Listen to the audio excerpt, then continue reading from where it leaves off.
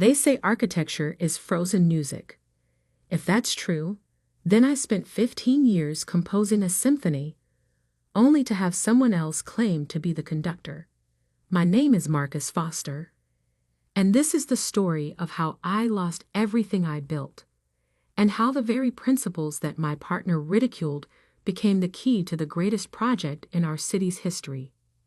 I still remember the day I first met David Reynolds.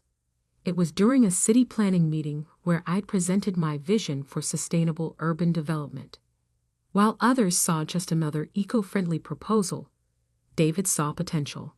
He approached me afterward, designer glasses perched on his nose, exuding the confidence that only old money could buy. Your integration of historical elements with modern sustainability is fascinating, he said, extending a manicured hand. Have you ever considered partnering with someone who could help scale your vision?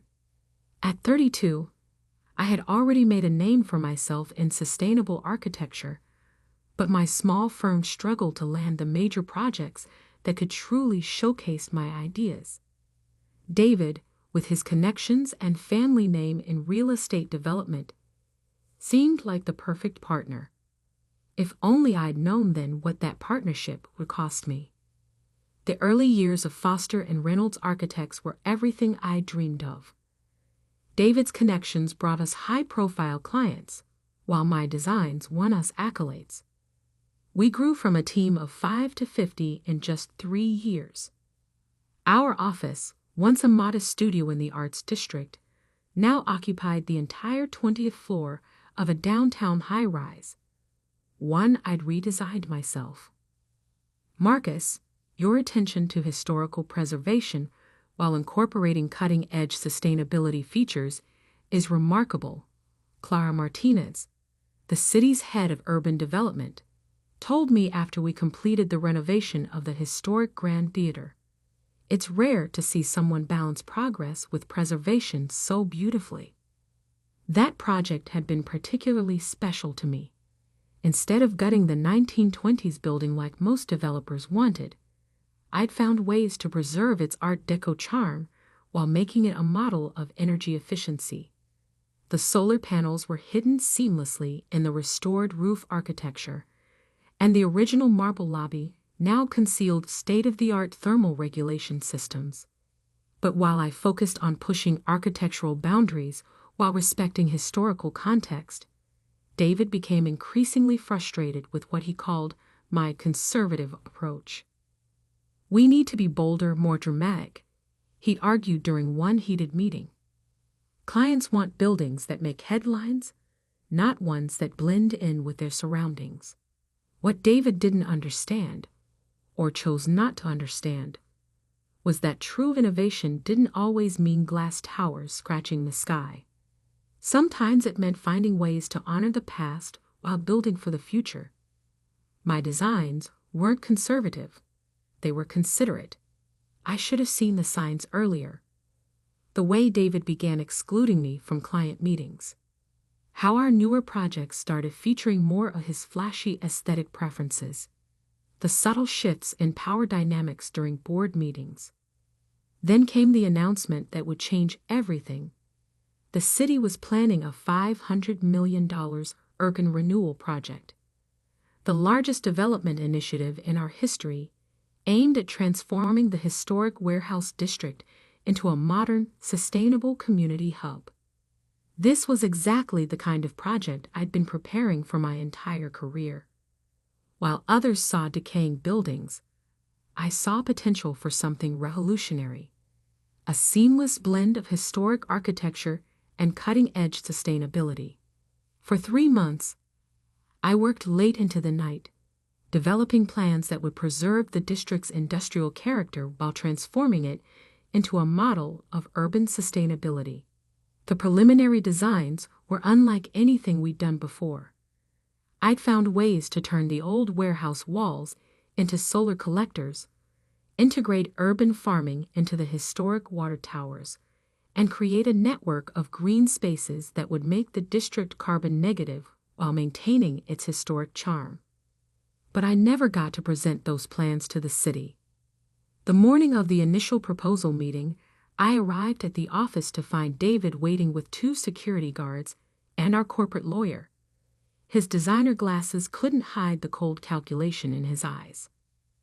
"Marcus," he said, his voice carrying across the empty office. "The board met last night. We've decided to take the firm in a new direction." I stood there, portfolio clutched in my hands, as he continued. "Your designs, while competent, are too conservative for where we need to go. The firm needs to evolve, and frankly, your attachment to historical preservation is holding us back." "The board?" I managed to say. "I'm a founding partner. There couldn't have been a board meeting without me." David's smile was all teeth. "Actually, if you check Section 7 of our partnership agreement, the one you signed when we restructured last year, you'll find that your voting rights were adjusted. You're out, Marcus. Security will help you pack your things." As I was escorted to my office, I could hear David on the phone, already rehearsing his pitch for the warehouse district project. He thought he had won, thought he had stolen not just my firm, but my vision. What he didn't know was that I had seen this coming. Not the exact moment, perhaps, but I had sensed the shift in the wind. That's why the plans in my portfolio weren't the real ones. The true designs, the ones that would revolutionize urban renewal, were safely hidden away, along with evidence of every project David had tried to take credit for over the years. As I packed my personal items under the watchful eyes of security, I thought about the hidden safe in my home office, containing plans that would make the warehouse district project the talk of the architectural world. David wanted bold. He had no idea what that word truly meant. I walked out of the building I'd helped design, past the sustainable features I'd carefully integrated into every floor. Tomorrow, when the city opened the project for bids, David would learn that true innovation doesn't always announce itself with glass and steel fanfare. Sometimes it whispers in the walls of buildings that have stood for 100 years, waiting for someone who knows how to make them sing again. And I was about to conduct a symphony that would change the face of our city forever. The security guard handed me a box of personal items as I reached the lobby. "Sorry about this, Mr. Foster," he said quietly. "For what it's worth, your renovation of this building is brilliant. The way you kept the old marble, but made it help cool the place. Genius." I smiled, thinking of the plans waiting in my safe. "Thank you, Mike. Sometimes the most revolutionary ideas are the ones you can't see at first glance." As I stepped out onto the street, my phone buzzed with a message from Clara Martinez. "Heard what happened. When you're ready to talk, I have some things you should know about the warehouse district project. Some requirements that aren't in the public brief." I tucked the phone away, smiling slightly. David may have taken my firm, but he had forgotten the first rule of architecture. The strength of a building isn't in its facade, but in its foundation. And I had spent 15 years building foundations in this city that went far deeper than he could imagine. Tomorrow would be interesting indeed. The morning after my forced exit from Foster and Reynolds, I sat in my home office, surrounded by the architectural awards we'd won over the years. My fingers traced the embossed letters of the Sustainable Design Excellence Medal, the one David had accepted on the firm's behalf, while I was too busy working on the warehouse district plans. A tap at my door interrupted my thoughts. "Come in," I called, recognizing Clara Martinez's distinctive knock. The city's head of urban development entered, carrying a thick folder and wearing an expression that meant business. "I brought coffee and inside information," she said, placing a cup on my desk. "Though I'm more interested in what's in that safe behind your Frank Lloyd Wright print." I raised an eyebrow. "How did you?" "Please, Marcus, I've been in urban development for 20 years. I know when someone's planning ahead. She settled into the chair across from me. David Reynolds just submitted Foster and Reynolds' bid for the warehouse project. Want to guess what his innovative design involves? Let me guess. Glass towers, floating gardens, and enough steel to build a battleship. Clara's laugh was sharp. Close. He's proposing to demolish 80% of the existing structures. Says it's the only way to achieve true modernization. I stood and walked to the right print, swinging it aside to reveal my walls safe. Then he clearly hasn't seen these. The plans I pulled out weren't just blueprints, they were a vision 15 years in the making. Every project I'd completed, every historical building I'd renovated, had been researched for this moment. I spread the drawings across my desk as Clara leaned forward, her eyes widening. Marcus, this is incredible. You found a way to preserve every historically significant building while exceeding the city's sustainability goals by 200%. I finished. Those old warehouses aren't obstacles to modernization. They're the key to it. I pulled out more documents, structural analyses, material studies, energy calculations. The brick walls of those warehouses, perfect thermal mass for passive heating and cooling. The old water towers, ideal for rainwater harvesting and vertical farming. The iron frameworks, ready-made support structures for solar arrays and wind energy systems. Clara studied the plans intently. This would cut construction costs by 40% compared to new construction. The Historical Preservation Committee would approve it instantly. But she hesitated. Foster and Reynolds owns your work. David will claim these are company property. I smiled, pulling out one final document. Check the dates on those drawings.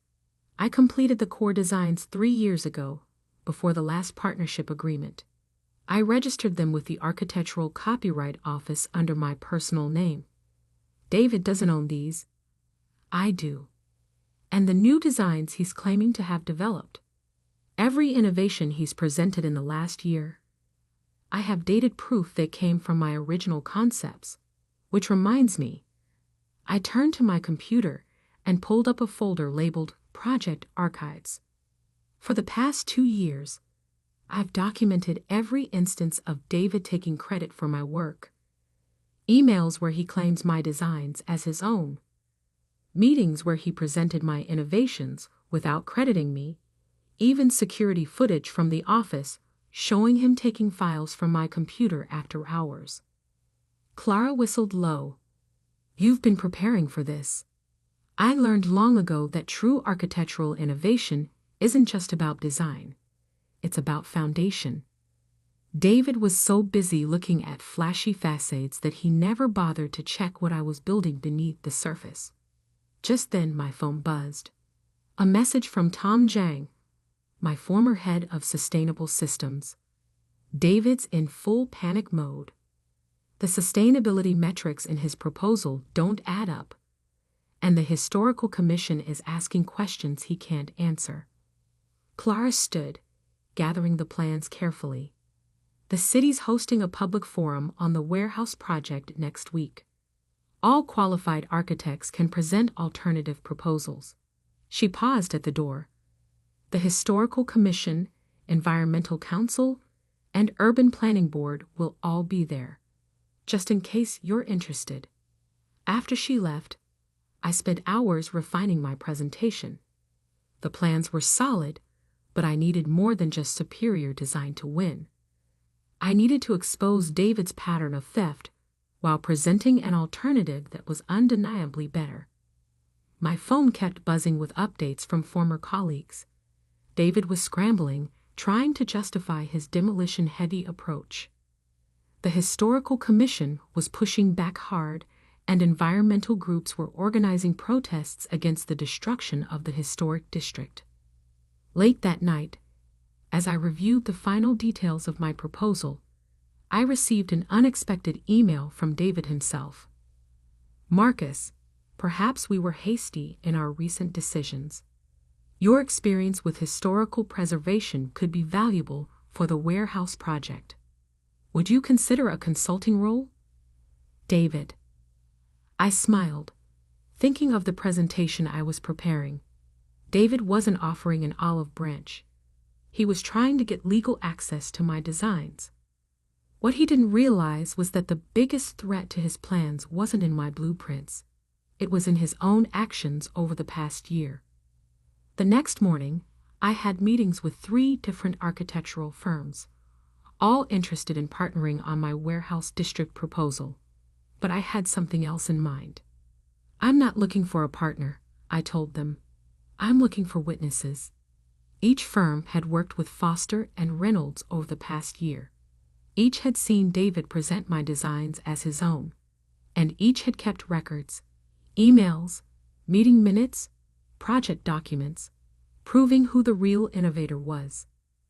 By week's end, I had assembled a coalition of the city's top architectural talents, all willing to testify about David's pattern of design theft. But more importantly, each brought unique expertise that would strengthen my warehouse district proposal. Sarah Chen from Green Park Solutions would oversee the vertical farming integration. Michael O'Brien's historical restoration firm would handle the preservation aspects.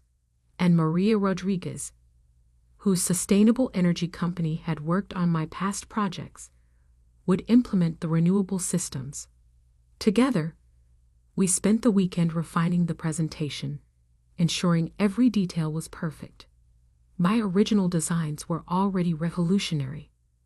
With their added expertise, they became undeniable. The night before the public forum, I received another message from David, this one less cordial.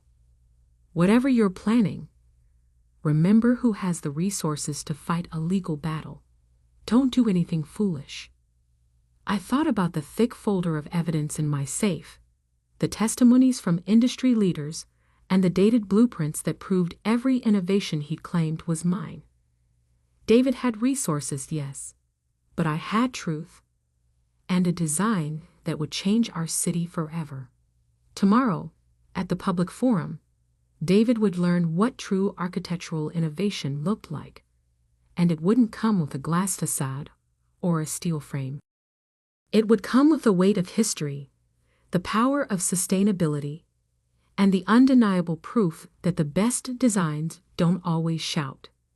Sometimes they whisper from within 100-year-old walls, waiting for someone who knows how to make them sing. I closed my laptop and walked to the window, looking out over the warehouse district. In the fading light, those old buildings stood like silent sentinels, their brick walls holding a century of stories. By this time tomorrow, they'd be holding the future too. The stage was set. The foundations were laid, and I was about to show David Reynolds what conservative design really meant. The City Hall auditorium buzzed with anticipation on the morning of the public forum. Developers, architects, preservationists, and community leaders filled every seat. I sat quietly in the back row, watching David Reynolds stride confidently to the stage for Foster and Reynolds' presentation. "Ladies and gentlemen," he began, his designer glasses catching the spotlight. "Today I present a vision that will transform our warehouse district into a beacon of modern architecture."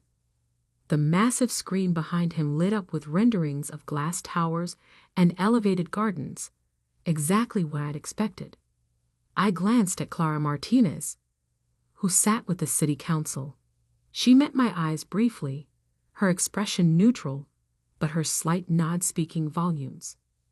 "By removing these outdated structures," David continued, gesturing to photos of the historic warehouses, "we make way for true innovation.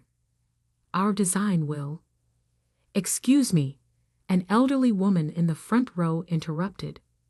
"Rose Thompson, head of the Historical Society. Are you suggesting the complete demolition of buildings that have stood for over a century? David's smile tightened. Sometimes progress requires bold choices, Mrs. Thompson. These buildings, while charming, cannot meet modern sustainability requirements without.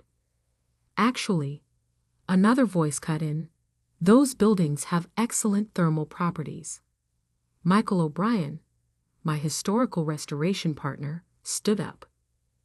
Their brick construction and existing framework could be integral to any sustainability solution. I watched David's confidence waver slightly as more experts in the audience began questioning his assumptions. The sustainability metrics in his proposal didn't add up. The construction costs seemed unnecessarily inflated. The energy efficiency projections appeared overly optimistic. Perhaps, David said, his voice strained, some elements could be preserved. We have consulted experts. Like your former partner? Someone called out. The one who actually designed your last 3 innovative projects. The murmurs in the room grew louder. I could see David scanning the audience, finally spotting me in the back. His eyes narrowed. Marcus Foster's contributions to the firm were appreciated, he said carefully. But the innovations you're referring to were team efforts, developed under my leadership. That's not what the Copyright Office records show. Clara Martinez's voice cut through the chaos. She stood, holding up a folder. We've received some interesting documentation regarding the true authorship of Foster and Reynolds' recent designs. David's facade cracked. Those documents are company property. This is corporate espionage. Actually, I said, standing slowly, they're my personal work, registered before our last partnership agreement, just like the real warehouse district plans. The room fell silent as I walked toward the stage. David's face had lost its practiced charm, replaced by barely contained panic. What real plans? The city council chairman asked. I pulled out a USB drive. May I? David tried to block my path to the podium. This is irregular. Foster and Reynolds has the floor. Mr. Foster is a qualified architect with a registered proposal, Clara interjected. According to forum rules, he has the right to present. As I connected my drive to the presentation system, I smiled at David. You always said I was too conservative, too focused on preservation.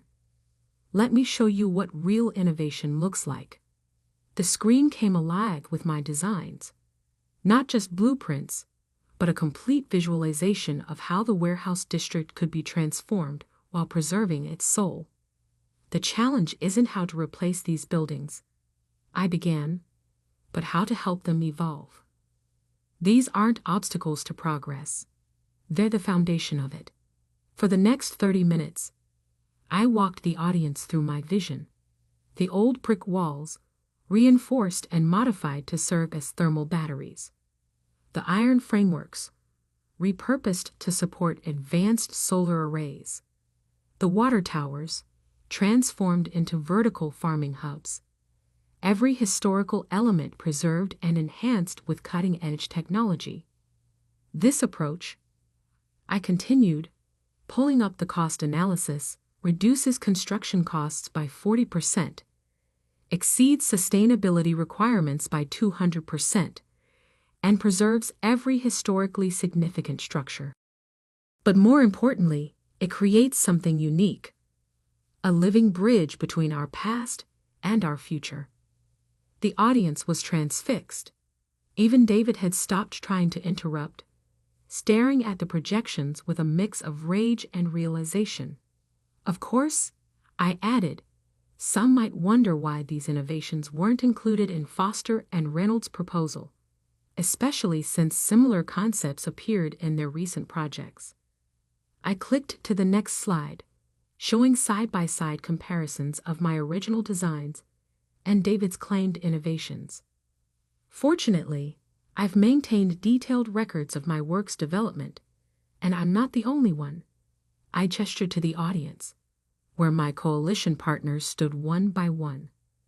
Sarah Chen detailed how my vertical farming concepts had been presented as David's work. Michael O'Brien confirmed my authorship of the historical preservation techniques. Maria Rodriguez verified my sustainable energy innovations. "This is absurd," David sputtered, but his protest sounded hollow even to him. "These designs belong to the firm." "Actually," Clara Martinez interrupted, "the city's legal department has reviewed Mr. Foster's documentation. The intellectual property rights are quite clear." She turned to the city council, as is the pattern of misappropriation. The chairman cleared his throat. "Mr. Reynolds, in light of these revelations, Foster and Reynolds' bid for the warehouse project is suspended pending investigation. Mr. Foster, the council would like to schedule a detailed review of your proposal."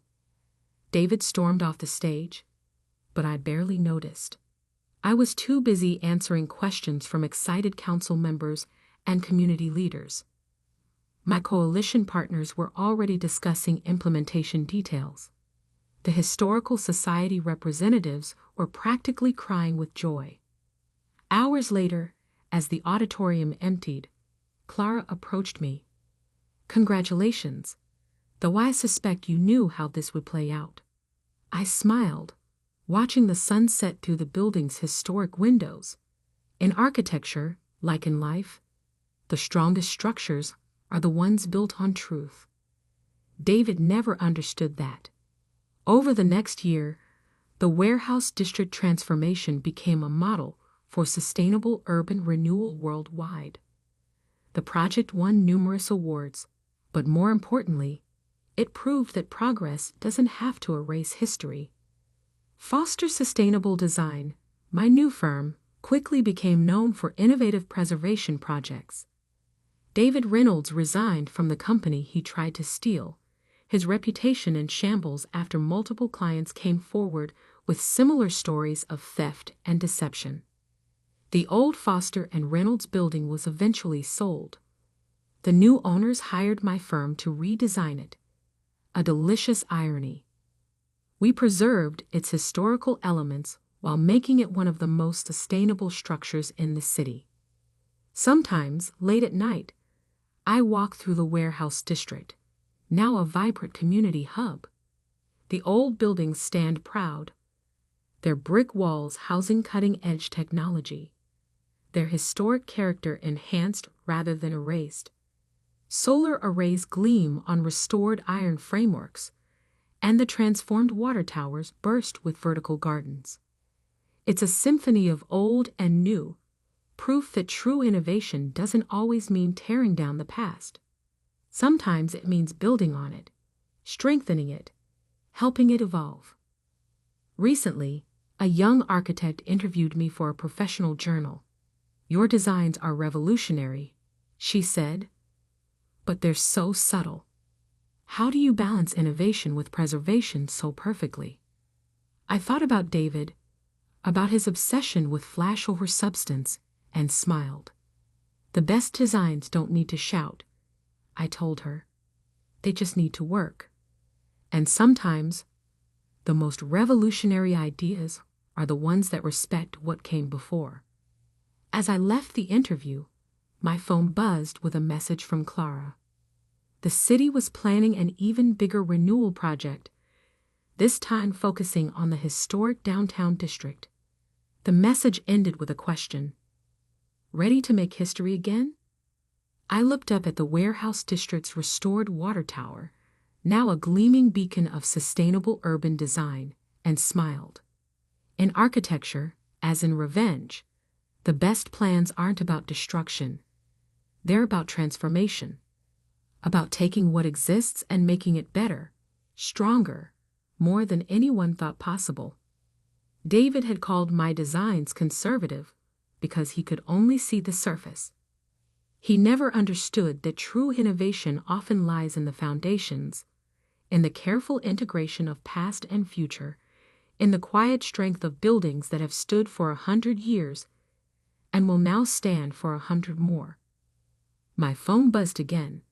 Another message from Clara. Planning meeting tomorrow.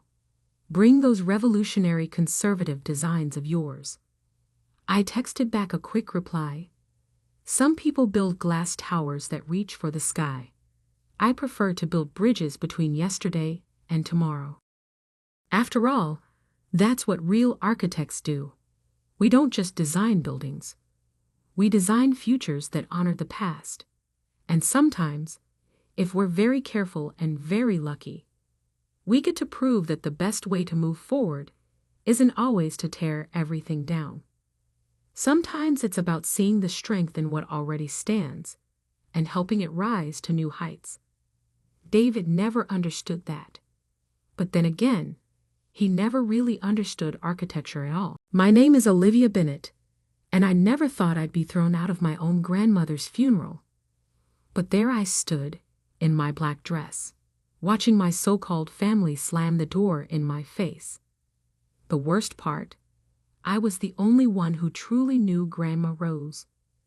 Growing up, I was always different from the rest of the Bennetts.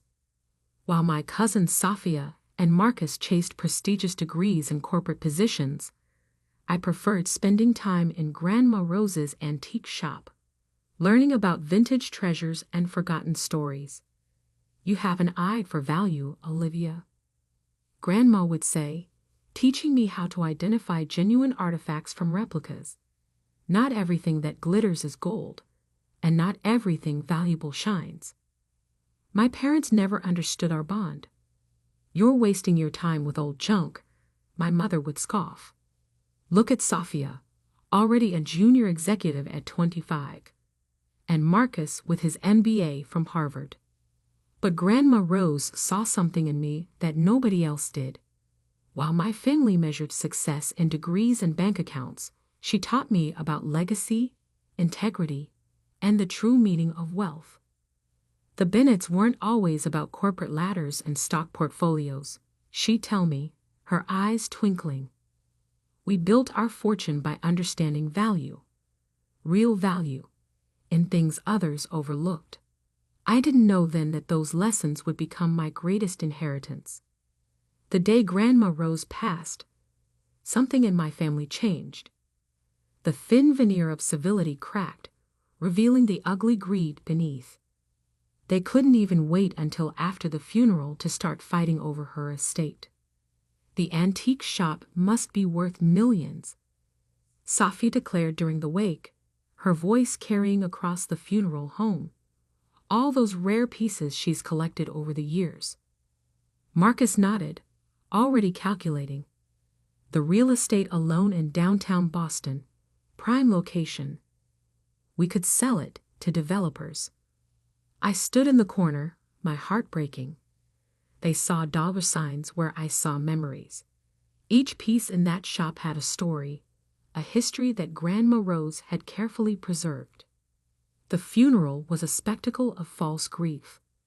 My Uncle Thomas, who hadn't visited Grandma in years, suddenly couldn't stop crying about his beloved mother.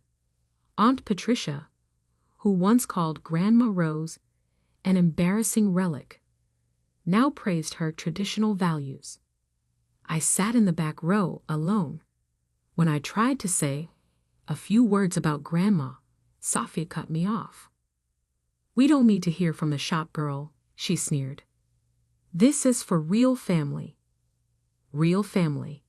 As if spending every weekend for the past 15 years helping Grandma in the shop, listening to her stories, learning her craft, meant nothing. After the service, I headed to Grandma's house. Our Sunday tradition was to have tea in her library. But when I reached for the door, my mother blocked my path. "Where do you think you're going?" she demanded. "This isn't your home anymore." "I just want to," I started, but Uncle Thomas interrupted. "Get-out," he roared. "You don't deserve to be here. You're not even a real Bennett, just some charity case Rose felt sorry for." The words stung, but not as much as watching my family nod in agreement. Even my father remained silent, avoiding my eyes. Grandma Rose was the only real family I had anyway, I said quietly, turning away from their hateful stares. Sophia's laughter followed me down the steps. Enjoy going back to your little shop job. Some of us have real careers to manage. They had no idea that Grandma's shop cleared 7 figures monthly in online rare antique sales.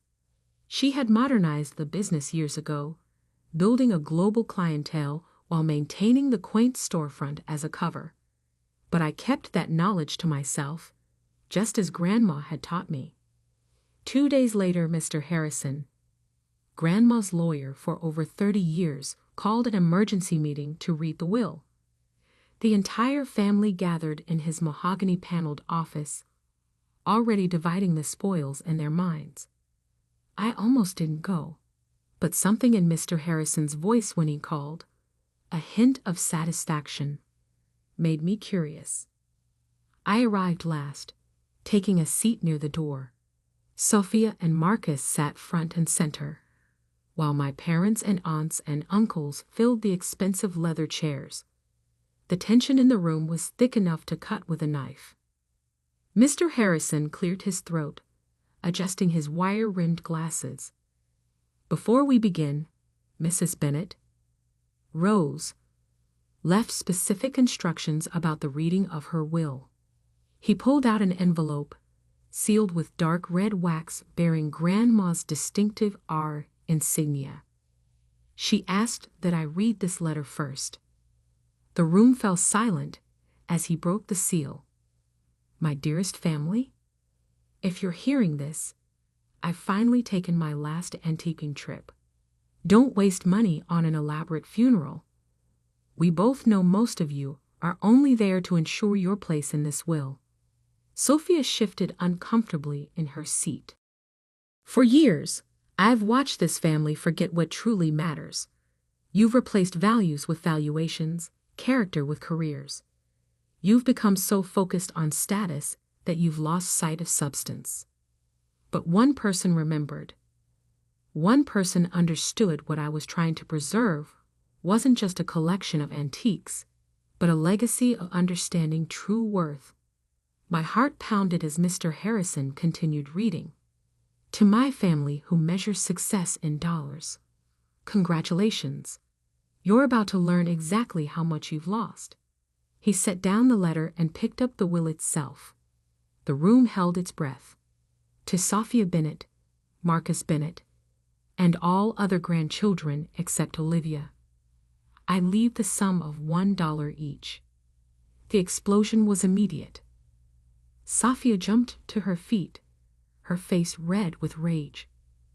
Marcus started shouting about contesting the will, but Mr. Harrison wasn't finished. To my children, Thomas, Patricia, James, and Elizabeth, I leave my collection of family photographs so you can remember when you still knew the value of family. My father, James, slumped in his chair, while Uncle Thomas turned purple with fury. This is a joke, Aunt Patricia screeched. Where's the real will? Mr. Harrison held up his hand for silence, and finally, every head turned toward him. To my beloved granddaughter Olivia, who understood that true wealth isn't measured in bank accounts, but in the richness of character, I leave the entirety of my estate, including but not limited to Bennet Antiques International, all associated real estate holdings, my personal collection, and all business interests under the Bennet Group umbrella. The room exploded into chaos, but I barely heard them. My eyes were fixed on the next line Mr. Harrison was reading. Current total valuation, $4.8 billion.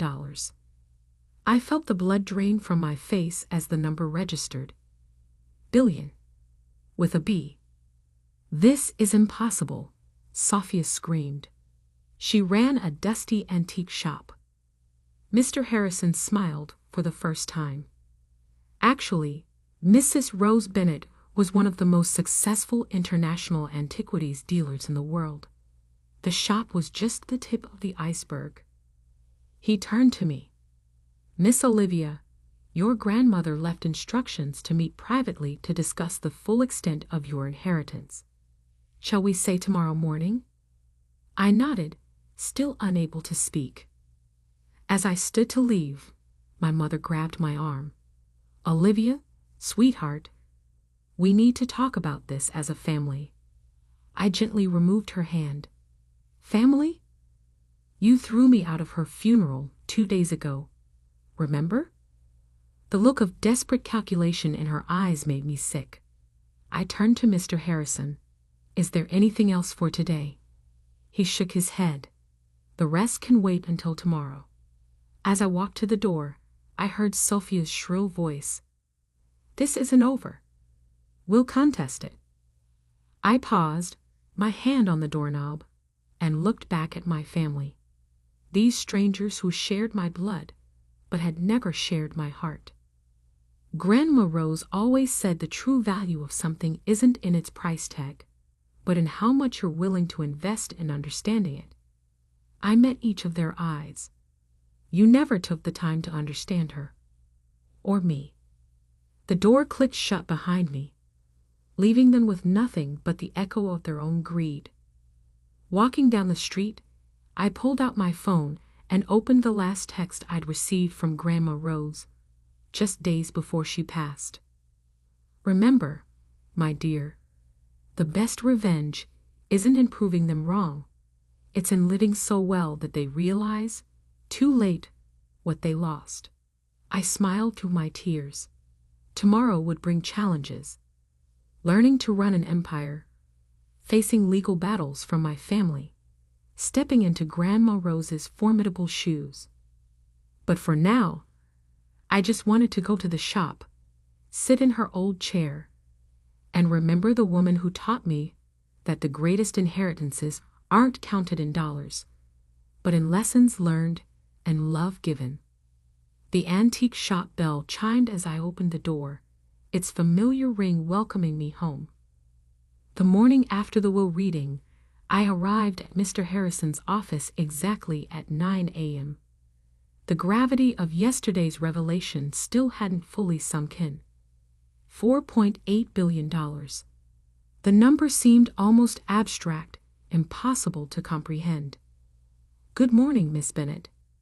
Mr. Harrison greeted me, gesturing to a leather chair. "I hope you're ready. There's quite a lot to discuss." He placed a thick folder on his desk, emblazoned with the Bennett Group logo, something I'd never even seen before. "Your grandmother," he began, "was much more than an antique dealer. The shop was just a front for a vast network of international art acquisition, authentication, and trading operations." He opened the folder, revealing complex organizational charts and financial statements. Bennett Group operates in 43 countries, with offices in London, Dubai, Hong Kong, and New York. You're now the owner of one of the largest private art and antiquities conglomerates in the world. My head spun. But how did no one know about this? Mr. Harrison smiled. "Your grandmother was a master of discretion.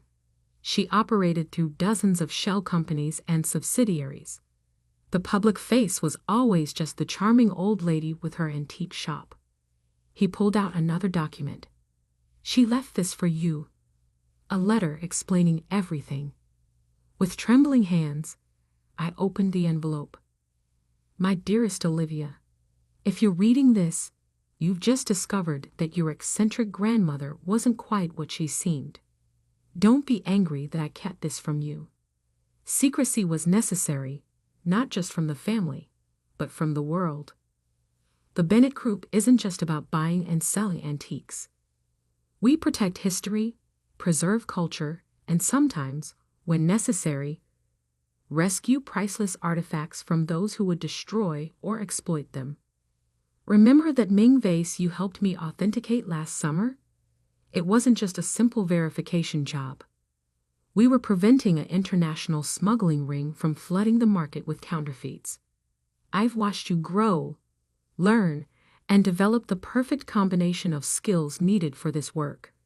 Your eye for detail, your instinct for authenticity, and most importantly, your understanding that value isn't just about money. You're ready for this, even if you don't feel like you are. Love, Grandma Rose. P.S. Check the hidden compartment in my desk at the shop. The red ledger will explain everything else. I looked up at Mr. Harrison. Did you know?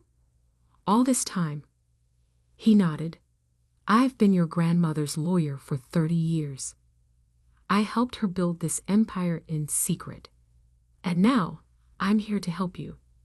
Just then, his office phone buzzed.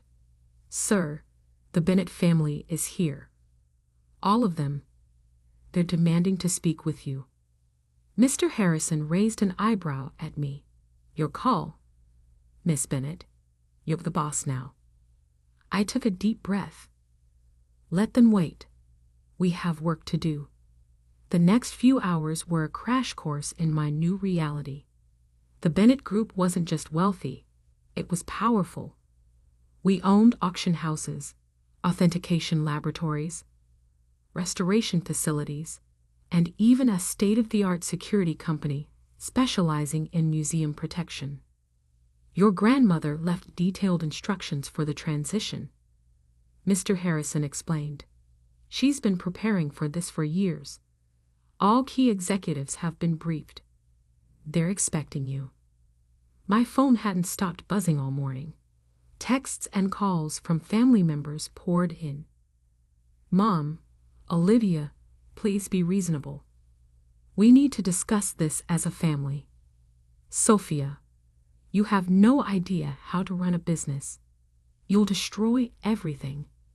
Uncle Thomas, this is elder abuse. Rose wasn't in her right mind.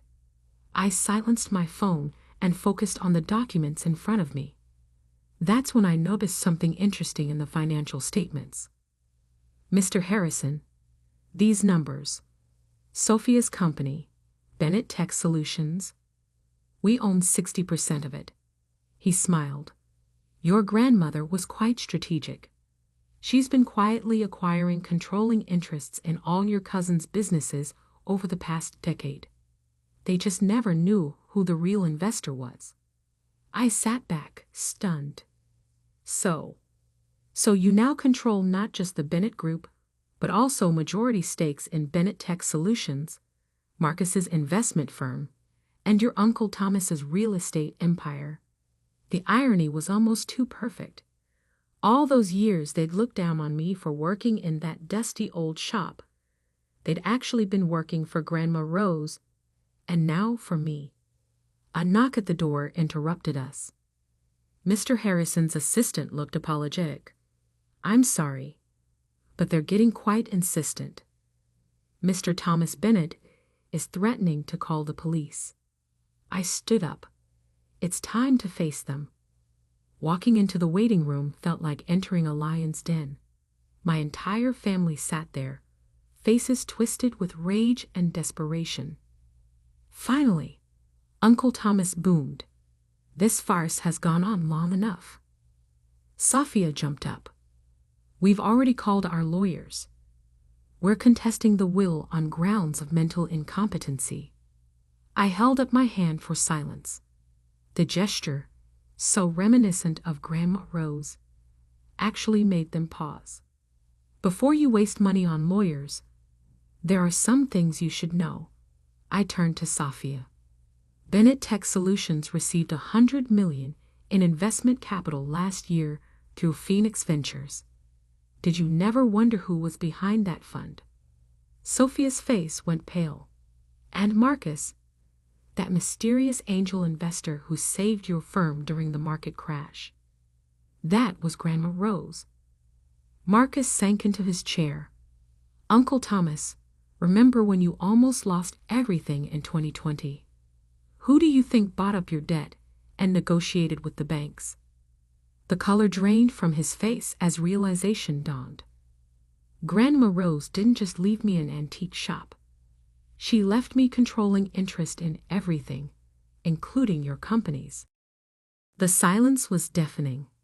My mother stepped forward, her voice honey-sweet. "Darling, this is exactly why we need to handle this as a family. You need our help to manage all this." I met her eyes. "Like you helped me at the funeral? Or when you threw me out of Grandma's house?" "We were emotional," she pleaded. "You have to understand." "I understand perfectly. You thought I was worthless because I didn't fit your definition of success. Now that I control the purse strings, suddenly I'm family again?" I picked up my bag and headed for the door. "Mr. Harrison will be in touch with your respective boards of directors. I suggest you all focus on running your companies well. I'd hate to have to make any management changes." "You can't do this," Safia shrieked. "You don't know the first thing about business." I paused at the door. "No, I helped build a billion-dollar empire right under your noses, and none of you even noticed. Imagine what I can do now that I don't have to hide." The door closed on their stunned faces. Outside, my phone buzzed with a text from an unknown number. Opening it revealed a photo. Grandma Rose standing in front of an impressive building in London. Another text followed. "Welcome to Bennett Group HQ, Miss Bennett. The executive team is ready for you whenever you'd like to begin." I smiled, remembering all those lessons in the shop, all those hours learning about authenticity and value. Grandma Rose hadn't just been teaching me about antiques. She'd been preparing me for this moment. Time to show the world what the real Olivia Bennett could do. The first 6 months leading the Bennett Group taught me more than a decade of working in the antique shop. Though I now understood that every lesson Grandma Rose had given me was preparation for this moment. My first day at the London headquarters was surreal. The quaint antique dealer had run her empire from a stunning Victorian building in Mayfair, its austere exterior hiding ultra-modern offices within. Julia Chen, Grandma's executive assistant for 20 years, met me at the door. "Miss Bennett," she smiled warmly, "Rose told us you'd be ready." The executive team gathered in the boardroom, seasoned professionals who'd helped build this empire from the shadows. They'd all been briefed years ago about the succession plan. While my family saw me as the shop girl, these people had been prepared to accept me as their new leader. "Your grandmother left detailed briefings about every aspect of the operation," Julia explained, handling me a sleek tablet, "including contingency plans for your family's likely reactions." I scrolled through the files, amazed at Grandma Rose's foresight. She'd anticipated everything, from Safia's legal challenges to Uncle Thomas's attempts to undermine my authority. The first test came sooner than expected. Sophia, true to form, tried to orchestrate a hostile takeover of Bennett Tech Solutions, attempting to dilute the company's stock to reduce my controlling interest. I let her make her moves. Then in one board meeting, I revealed that Bennett Group owned not just 60% of her company's shares, but also held the patents to their core technology. Patents Grandma Rose had quietly acquired years ago. "You see, Safia," I said calmly as she sat there, face ashen. "While you were mocking me for working in a dusty old shop, I was learning how to authenticate not just antiques, but the true value of everything, including intellectual property." Marcus tried a different approach. He showed up at my office one morning, all smiles and reconciliation. "Come on, Olivia," he cajoled. "We're family. We should be working together. I could help you manage all this. It's what I went to Harvard for, remember?" I pulled out his firm's latest financial reports. "You mean like how you managed to lose $40 million in bad investments last quarter? The only reason your firm survived was Grandma Rose's safety nets." He left without another word. The real changes began 3 months in. I started consolidating the Bennett Group's scattered operations, bringing our various enterprises under a more cohesive structure. The antique shop remained our public face, but I expanded our authentication services, leveraging our expertise and technology. We launched a new division specializing in digital authentication of art and antiquities using blockchain technology, something Grandma Rose had been quietly developing before she passed. The market response was overwhelming. One morning, Julia brought me the Financial Times. There on the front page, Bennett Group emerges from shadows, the secret giant of the art world. The article revealed the true scope of our operations to the public for the first time. By evening, our stock had jumped 30%. My phone exploded with messages from family members who'd previously sworn never to speak to me again. "Mother, darling, we're so proud of you.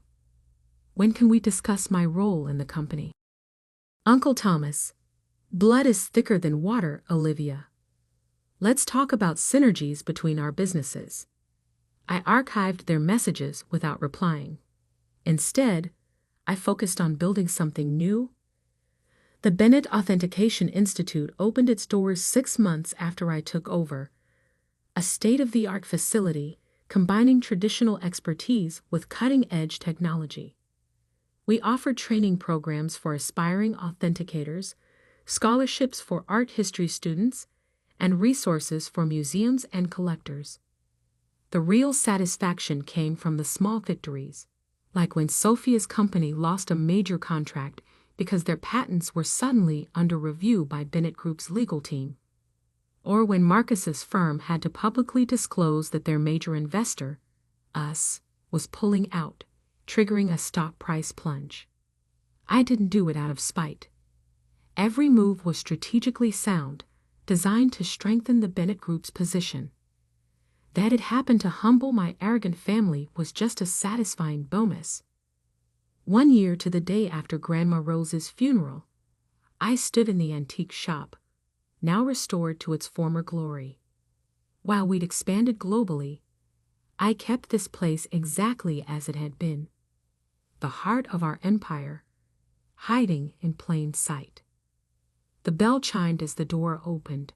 My mother walked in, looking older and tired. "The prodigal mother returns," I said, not looking up from the ledger I was reviewing. "Olivia, please." Her voice cracked. "We were wrong. I was wrong. I know an apology isn't enough, but—" "You're right." I cut her off. "It isn't." Finally, I looked at her. "Do you know what Grandma Rose told me the day before she died?" She said, "Olivia, success isn't about proving them wrong. It's about proving yourself right." I closed the ledger. "I'm not angry anymore, Mom. I'm just done. You all showed me exactly who you were at the funeral. Money didn't change you. It revealed you." "We can change," she pleaded. "Give us a chance." I smiled, feeling a weight lift from my shoulders. "You don't need my money to change. If you really want to prove you've learned something, go build something of your own." That's what I did. After she left, I went up to Grandma's old office, my office now. The hidden compartment in her desk still held secrets she'd wanted me to find. Letters, photographs, journals documenting the real history of the Bennett Group. One photo caught my eye. Grandma Rose as a young woman, standing in front of the shop on opening day. She looked so much like me. That same determined glint in her eye. My phone buzzed. Julia with updates about our latest acquisition. Bennett Group was now worth close to $7 billion. The shop's bell chimed again downstairs, probably another customer looking for hidden treasures. I smiled, remembering how it all started. The family that threw me out had bought the antique shop was nothing. They never understood that real value isn't always visible on the surface. Sometimes the greatest treasures are the ones others overlook. Grandma Rose had built an empire by understanding that. Now it was my turn to carry that legacy forward, on my own terms. The shop's bell chimed again. Time to get back to work. After all, there were still so many treasures waiting to be discovered, so many stories waiting to be told. And this time, I was writing my own story. The next week, I received an invitation to speak at Harvard Business School. The topic? Hidden Empires. The art of building success in plain sight. I thought about declining, but then I remembered Grandma Rose's words. Sometimes the best revenge is showing them exactly what they missed. I accepted the invitation. Sophia and Marcus would be in the audience. Harvard alums, of course.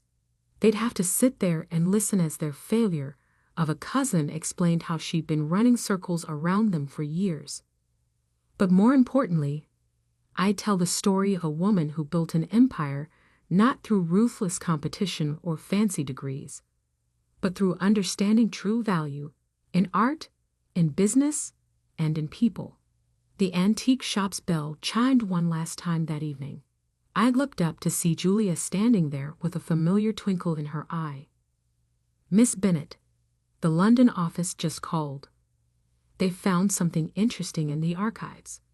Something your grandmother left for when you're ready." I smiled.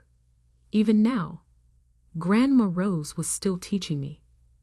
"Well then," I said, reaching for my coat, "let's go see what other treasures she left for us to discover." After all, that's what the Bennett Group was really about. Finding value in the overlooked, beauty in the forgotten, and strength in being underestimated. Just like Grandma Rose had taught me.